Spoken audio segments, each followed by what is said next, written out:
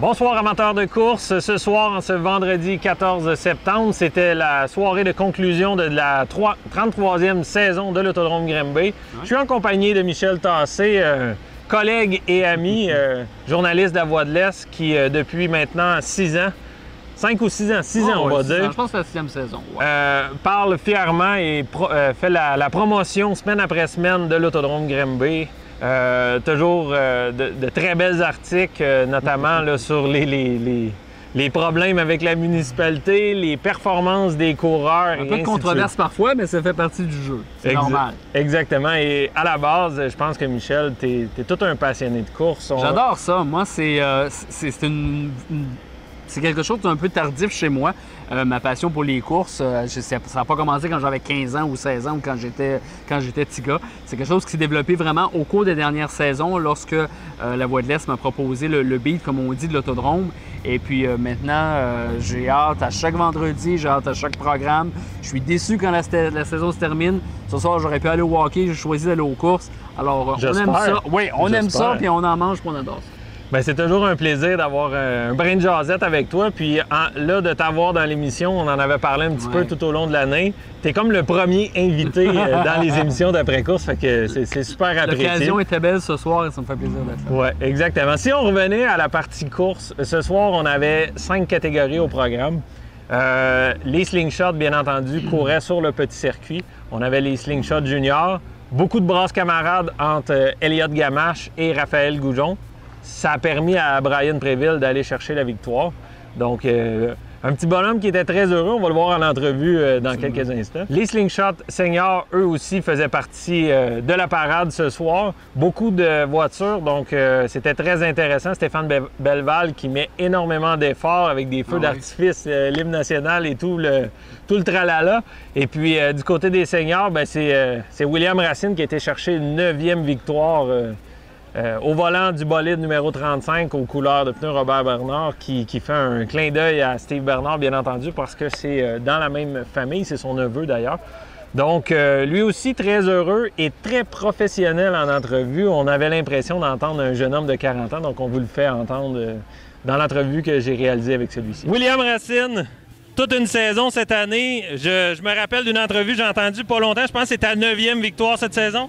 Oui, exact. On a une saison qui est quasi parfaite. Quelques troubles de moteur, quelques troubles par-ci par-là, mais toute une saison, une voiture compétitive chaque soir. Ça, c'est grâce à mon père.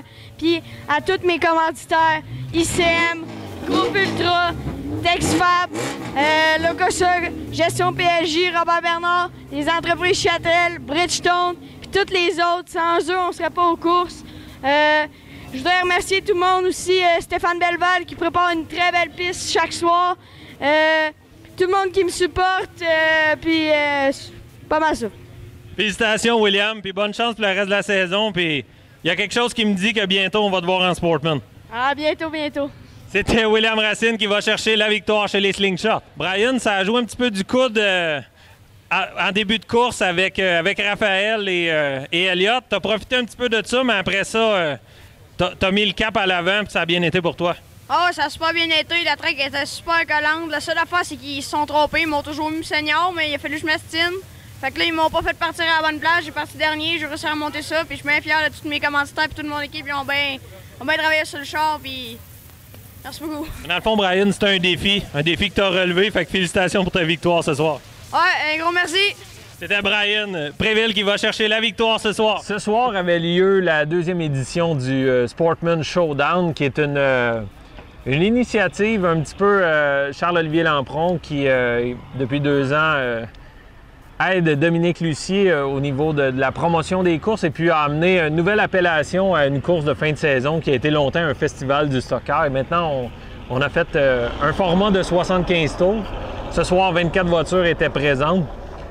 Michel, ça a été une course qui a été l'affaire de Félix Murray qui, malgré de nombreuses relances, 2e au départ, s'est accaparé des commandes dès le drapeau vert et puis a demeuré solide. Félix Murray qui a connu une saison difficile. Une saison à dents de scie, finalement, parce que quand tu regardes le classement, il termine quand même en très bonne position. Ouais. Mais il y a eu toutes sortes d'ennuis de moteur en début de saison. On se rappellera de l'accident qui avait pratiquement démoli sa voiture, je pense que c'était au début du mois de juillet. Mais Félix Murray, c'est le genre de bonhomme très, très résilient, qui aime son sport, qui adore son sport et il n'y a rien qui va lui faire se tanner de faire ce qu'il fait dans la vie, c'est-à-dire être coureur automobile. Et à chaque fois, cette année aussi, on a remarqué, à chaque victoire, à chaque bon coup qu'il fait, il va toujours remercier les gens autour de lui, les gens de son équipe, aime ce qu'il fait clairement et apprécie les gens qui sont autour de lui. Exactement. Et c'est, comment dire, c'est un gars, évidemment, c'est un petit gars de chez nous, c'est un gars de Granby, on l'apprécie entre autres pour ça, mais c'est une bonne passe, c'est une bonne personne. Alors, c'est le genre de pilote qui, lorsqu'il connaît une bonne performance comme ce soir, on ne peut que s'en réjouir. Et puis moi, je pense que l'année prochaine, si Martin Petit a la chance de monter en modifié, ça sera un pilote qu'il faudra vraiment surveiller au niveau de la course au championnat Sportsman. Assurément, parce que maintenant, ça fait drôle à dire, malgré son jeune âge, est déjà presque un vétéran de la série. Un jeune vétéran, avec beaucoup d'expérience déjà. Exactement, avec la venue de Jérémy Roy, Evan Racine, Vincent Bertrand. Il y a vraiment une belle nouvelle génération qui nous arrive en Sportsman. Exactement. Donc, on va aller le voir en entrevue, une belle entrevue émotive. Il était tout en chaleur, ça n'a pas été facile, donc toujours intéressant d'entendre Félix parler et remercier les gens parce qu'il ne prendra jamais le mérite qui ne lui revient pas. Donc, absolument. Félix Murray en entrevue, le vainqueur du Sportsman Showdown. En compagnie du gagnant du Sportsman Showdown ce soir, 75 tours, Félix, t'es tout en sueur, t'as travaillé fort. Il y a eu je sais pas combien de relances. Tu devais avoir hâte qu'il arrête d'avoir des relances parce qu'à chaque fois, tu perdais t'aurais eu des chances de perdre ton momentum, mais écoute, t'as demeuré solide, puis je pense que t'avais une voiture quasi parfaite. J'avais une voiture quasi parfaite, même je dirais parfaite. Des fois, elle allait pas trop bien, mais d'après moi, c'était sur le banc que ça se passait. Un peu de nervosité à la fin, il y a eu beaucoup de jaunes, puis les gars, ils essayaient de gazer avant le verre, il y a une coupe d'accrochage, des slide jobs et tout, mais à partir des courses, puis je pense que même pour un gars pas en forme, j'ai maintenu ça au 75 tours. Puis j'ai une bonne position de départ, ça l'a aidé. Fait que merci à toute ma gang, toute mon équipe, tous mes commanditaires. C'est grâce à ce monde-là. Puis il nous en manquait une à soir, ma petite soeur n'était pas là. Mais c'est pour toi, Laurie, ça. Yes. Écoute, Félix, on a eu peur un petit peu dans la course. Il y a eu un contact avec Michael Richard, t'as vu sauter. On a eu peur peut-être que ça accrochisse l'alignement ou quelque chose, mais ça n'a pas l'air de t'avoir gêné. Je pense qu'il allait mieux après, même. Écoute, c'est les courses. Ça faisait 2 fois qu'il me faisait une slide job. Puis j'ai juste pas lâché le gaz. Bien, félicitations, Félix, puis c'est de bon augure pour le reste de la saison, puis l'année prochaine, t'es revenu en force. Ouais, on est revenu, fait que merci beaucoup, c'est bien gentil. C'était Félix Murray, le gagnant de la finale Sportsman de ce soir. Ce soir, les sports compacts étaient aussi du programme. Pour eux, c'était la conclusion de leur championnat. On avait une finale de 40 tours qui était prévue pour ce soir et la reprise de la finale de 25 tours qu'on n'avait pas été en mesure de faire le 27 juillet.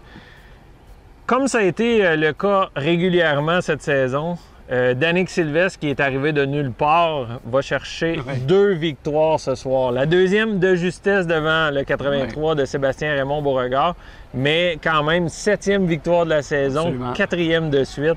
Je pense que tu as écrit souvent sur Danick Sylvestre. Ben oui, encore une fois, c'est un coureur de la région. Et comme tu disais il y a 2 secondes, c'est un pilote qu'on n'a pas vu venir cette année. Il n'avait jamais encore remporté de course avant cette saison-ci. Et là, 7 victoires cette année.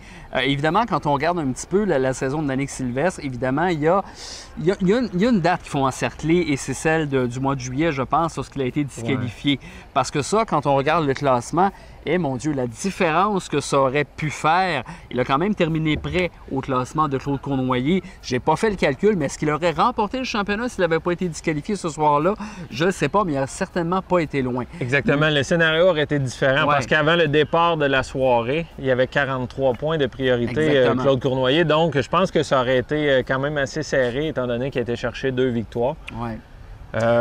Il n'y a personne, évidemment, qui va accuser Danick de tricher ou quoi que ce soit. Il faudra peut-être être plus vigilant au niveau des réglages, vraiment, à partir de l'année prochaine, parce qu'on ne peut pas se permettre d'échapper une soirée comme celle-là, parce que ça fait toute une différence en fin de saison. Exactement. Et puis, si on va un petit peu plus loin dans le peloton, écoute, on ne peut pas passer sous le silence, bien entendu, Claude Cournoyer qui va chercher un premier championnat.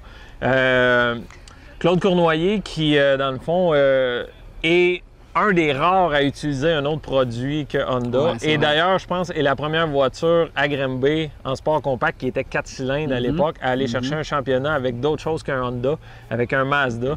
Donc, Claude Cournoyer, un homme super humble qui prend pas de place, qui lui aussi a eu toute une constance. 4 victoires cette saison, va chercher un premier championnat du côté de l'Autodrome Granby. Encore une fois, une bonne personne, un bon gars, on est content de ses succès. Je regardais en entrevue ce soir quand il nous parlait des belles courses qu'il a effectuées cette année avec Danick Sylvestre.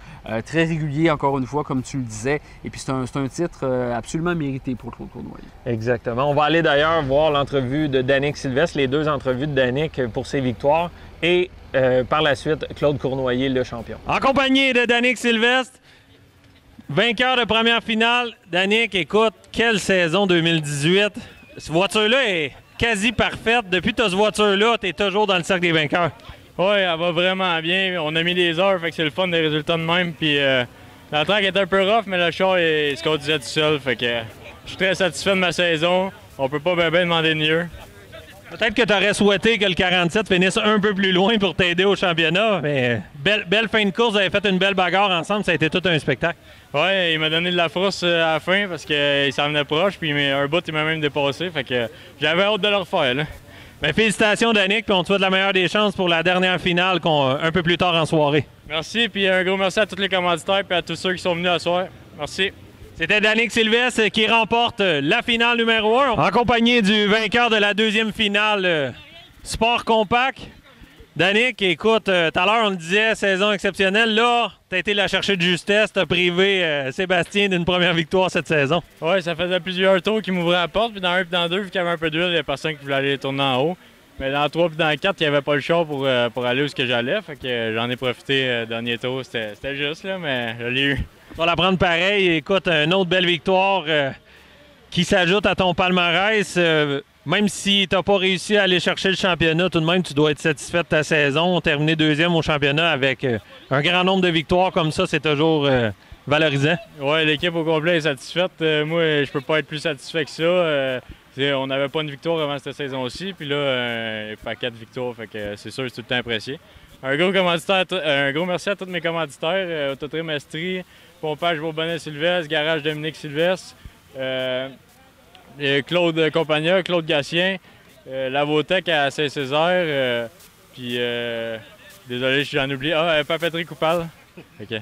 C'était Danick Sylvestre qui va à nouveau chercher la victoire chez les sports compacts. Je suis en compagnie du nouveau champion sport compact, Claude Cournoyer. Écoute, ça faisait longtemps qu'on n'avait pas vu d'autre chose qu'un produit Honda être champion ou performer. Toi, tu as réussi à amener ça. Au début, tout le monde était sceptique quand tu es arrivé avec cette voiture-là, mais tu as prouvé hors de tout doute que cette voiture-là peut être compétitive et qu'elle pouvait même être championne. Ah oui, mon Mazda, j'ai travaillé fort pour que ça fonctionne. J'ai mis beaucoup d'heures, puis ça a porté fruit. Écoute, 4 victoires ici, oui. Puis 2 à Saint-Marcel. Donc, écoute, toute une saison. Là, on t'a senti peut-être un petit peu plus conservateur dans cette finale-là. Tu voulais vraiment être sûr d'aller chercher le championnat. Oui, je voulais terminer les courses, puis j'ai forcé un peu, mais pas trop. Juste correct. Bien, félicitations, Claude. Puis les plans pour l'an prochain? Ah, aucune idée. Je ne sais pas si je vais revenir. J'ai aucune idée. Okay. Bon, on souhaite te revoir parce que c'est toujours agréable de t'avoir en entrevue puis de te voir en piste. Merci beaucoup. C'était Claude Cournoyer, le nouveau champion sport compact 2018. 5e catégorie qui était au programme, c'est les Speed STR. Première visite cette année. Peloton de voitures, pas trop nombreux, 11 voitures. Ouais. Tout de même, ils nous ont donné quand même un bon spectacle. C'est le coloré et intéressant vétéran Carl Labonté qui a été chercher la victoire. Victoire qui a peut-être été assombrie un peu, un violent capotage de Steven Noël, le 17S. Dans le dernier virage, s'est accroché avec sa coéquipière Sabrina Blanchette qui, je pense, a eu un bris. Donc, ça a un peu terni la fin de la course, mais malgré tout, ça a été quand même une belle course. On avait une belle bagarre. Carl Labonté, qui n'a pas été présent toute la saison, et puis est revenu depuis 2 semaines, puis collectionne les podiums à Granby, au RPM et à Drummondville. Donc, toujours intéressant de l'avoir en entrevue. Ouais, c'est un bonhomme qui a beaucoup de verve, qui a toujours des choses intéressantes à raconter. Et Carl Labonté, je pense que c'est vraiment le pilote. C'est un ajout, c'est un atout important pour cette série-là. Je pense que c'est une série qui développe de bons pilotes. Je regardais Vincent Berthiaume ce soir, qui a commencé en Sportsman cette année. Sabrina Blanchette, qu'on va peut-être voir dans une autre catégorie de année, qui a énormément de talent, qui a toujours beaucoup de succès sur la glace en hiver. Mais Carl Labonté, je pense qu'un bon vétéran arrive comme ça dans la série et qui a du succès, bien, ça peut simplement montrer le chemin à des plus jeunes et puis ça donne une crédibilité également à la série. Donc, bravo Carl et puis effectivement, toujours très intéressant d'entrevue en plus. Exactement. Et puis, ben là, dans le fond, Patrick Lagu et Vincent Berthiaume ont été crédités de la 2e et 3e position, étant donné que Carl Labonté est le seul coureur à avoir effectué les 20 tours, à avoir passé le damier. On allait vers le 19e passage pour aller chercher les autres positions. Et étant donné qu'on ne pouvait pas, du côté du 79 et du 17S, advenant qu'il y aurait eu une relance, être en mesure de repartir, étant donné que les deux voitures étaient endommagées, donc on a été avec les deux autres positions après pour aller chercher un résultat officiel. Donc, c'est un peu ce qui fait le tour de la soirée. On va aller écouter l'entrevue de Carl Labonté, qu'on a dû peut-être abréger parce que Carl aime parler longtemps. Donc, toujours intéressant de le rencontrer. Donc, c'est ce qui était la dernière finale de la soirée. Je m'entretiens avec Carl Labonté qui était chercher la victoire ce soir. Une victoire qui est un petit peu assombrée avec une fin de course comme ça. C'est jamais agréable. Toi qui as porté pendant tellement d'années les STR, c'est comme tous tes petits frères, si on veut. Oui, exact. C'est sûr, je suis pas content de ma victoire, mais de l'autre sens, on est tous des amis en tant que pilote. Hein, on est ici pour s'amuser. Puis Steven, il sonnait un peu. Il n'y a rien de grave. Il est seulement bien sonné. Apparemment, j'ai pas vu la reprise vidéo, mais il a fait des bonnes tourniquettes. On est bien protégé là-dedans. Il y a une bonne cage. Les sièges sont super sécuritaires. Les points de ceinture, nos bras sont attachés. C'est super sécuritaire. Mais ici à Grimby, on roule quand même vite. Alors, ce qu'on me dit là, avec l'impact, il tournait assez vite, là, étant donné la vitesse qu'on roule. Mais comme tu dis, là, c'est sûr que ça va être moins, on va moins festoyer à soir, dans le fond, à cause de ça. Mais pour revenir à ma course, je suis super content. Écoute, la piste, elle bosselait un petit peu. Pour nous, les voitures, c'était un petit peu plus dur. Je sais pas si on les voyait qui sautaient. Mais ici, Grimby, c'est une piste que j'aime beaucoup. On peut aller beaucoup vite, on peut rentrer fort dans les courbes. Puis on peut comme se défouler un peu, je peux dire ça comme ça. Fait que ce soir avait lieu la conclusion de la 33e saison de l'Autodrome Grimby. Je trouvais important d'avoir Dominique Lucier et Charles-Olivier Lampron avec moi pour faire un retour sur la saison 2018. Dominique, Charlot, je pense que tout était là cette année. La température, les spectateurs ont répondu beaucoup. Oui, ça a été une bonne été. Pour ma part, c'était déjà la 9e saison qu'on était à la barre de l'Autodrome. Moi, Jean-François, puis Charles-Olivier s'est ajouté à notre équipe pour nous aider. Il y a déjà 2 saisons. Ouais. Il a commencé par les saisons dures avec beaucoup de pluie. Puis la pire, ouais. Puis non, on est content de notre année. Je pense que ça a bien été, hein, Charlot? Ça a super bien été. Dave, je te dis, c'est sûr que la température, on l'a vécu l'année dernière. Ça a été très difficile. L'extrême? Oui, l'extrême. Cette année, on a été vraiment très chanceux. Les gens ont répondu en grand nombre. Des gros programmes en juillet. On a eu une grosse vague que les gens ont répondu. Les gros blocs et tout ça qui sont encore très populaires. Fait que c'est super le fun quand les gens embarquent avec nous autres. On a une super belle équipe à Grimby pour vrai. On a beaucoup d'employés qui sont là la semaine, puis les soirs, les vendredis soirs. Fait que quand les gens sont là dans les estrades en grand nombre, c'est la plus belle paye. Oui, exactement. Puis on a eu enfin le défi Vision. À chaque année, c'était toujours difficile, toujours la date de pluie. Et cette année, je pense qu'on a battu un record justement sur l'argent qu'on a amassé pour la fondation. Mais côté spectateur, c'était très agréable comme soirée. La soirée Robert Bernard a été excellente aussi. Ça avait répondu. J'ai rarement vu la 3 et la 4 à l'extérieur, presque plein. Ouais, donc ça c'est... Et vous aviez des sourires fendus jusqu'aux oreilles. C'est très agréable dans ce temps-là versus l'an dernier où on annulait des courses puis vous aviez la tête entre les jambes. Là. Je pense que c'est le fun pour tout le monde dans le sens que les équipes se préparent, veulent se fier à un calendrier qui est déjà déterminé puis on souhaite tous de venir vivre notre passion. Fait que cette année, les équipes en ont eu pour être occupées. Ouais. Ça a été une bonne été. On a eu ça aussi de ce côté-là. On a eu beaucoup d'autos dans chaque classe. Je pense que le sport est en santé, autant au niveau du pit qu'au niveau de l'estrade. Ouais. Effectivement, début d'année un petit peu plus dur. Là. Ouais. On parle mai jusqu'à mi-juin, mais après ça, on a repris nos habitudes et même plus. Là, comme tu disais, Dave, les pneus Bernard, les gros blocs, malgré une température so-so, gros blocs. Je me rappelle du show du championnat de fin de saison qui a été probablement le plus gros de l'année. Ouais. Fait que non, super content là, de la saison qu'on a faite. Comme Charlot disait, une grosse équipe en arrière de nous autres. J'ai Jean-François, mon partenaire, qui est moins souvent devant les caméras, mais qui s'occupe de toute l'équipe de semaine, l'infrastructure, les préparations de la piste ici, celle de Saint-Marcel. Fait que thumbs up avec tous les gens qui nous suivent là-dedans. Merci Charlot, tu fais que je dors au moins un petit peu plus la nuit. Ça te donne un coup de main. Tu travailles peut-être 15 heures au lieu de 18 par jour. Puis, écoute, 18 programmes cette année sur une possibilité de 21 si on inclut les pratiques. Donc, je pense que l'année passée, on en a fait 9 ou 10. Oui, on en a fait 10. Ouais. On ne peut pas passer, c'est une question qui doit être sur toutes les lèvres déjà. 2019, un petit peu sans révéler de punch, qu'est-ce qu'on peut dire et qu'on peut pas dire sur 2019 qui s'en vient? Bien, on peut pas en dire beaucoup. Je pense que c'est des choses qui vont être principalement dévoilées au banquet. C'est un petit peu mon habitude au travers des années d'arriver avec certaines annonces au banquet. C'est sûr que l'été nous donne un petit peu d'idées, de moyens. Avec une année qui a été un succès, c'est plus facile de penser à faire des choses différentes. On a déjà beaucoup sur la planche. Ça fait déjà 3 semaines qu'on travaille activement dans notre calendrier pour être capable d'arriver avec des nouveautés. Ça va être la 10e saison qu'on organise, puis on veut que ça soit la meilleure. Fait qu'on on a bien hâte au banquet d'annoncer tout ça. Ça va être très intéressant. Banquet qui aura lieu le 10 novembre. Donc, les billets sont déjà en vente, j'imagine. On peut se les procurer via le site Internet. Je devance-tu des choses? Ils ne sont pas tout à fait en vente encore. Ça va être très bientôt, souvent par le Facebook ou par téléphone. Je vais faire le tour de la gang, de tous les pilotes qui nous suivent. Le 10 novembre au domaine de l'érable, comme c'est d'habitude, le banquet de la terre battue où on accueille toutes les classes, qui est toujours un franc succès. Je pense que les gens apprécient. Fait qu'on fait la même formule encore cette année. Exactement. Et là, les gars, c'est pas fini. C'est fini pour l'Autodrome Granby, mais il reste encore 3 shows RPM, dont demain. RPM aussi, ça a été quand même une bonne saison, sans qu'on rentre dans les détails. Là, on aura la chance de le faire, un bilan de fin de saison le 29, mais je pense que c'est très bien parti de ce côté-là aussi. Oui, puis il nous reste 3 événements à Saint-Marcel, 2, je vais dire, un petit peu plus petites, puis une plus grosse. Demain, on a plusieurs classes qui sont là, mais c'est pas un programme de grande envergure, mais ça va être une belle soirée. Oui.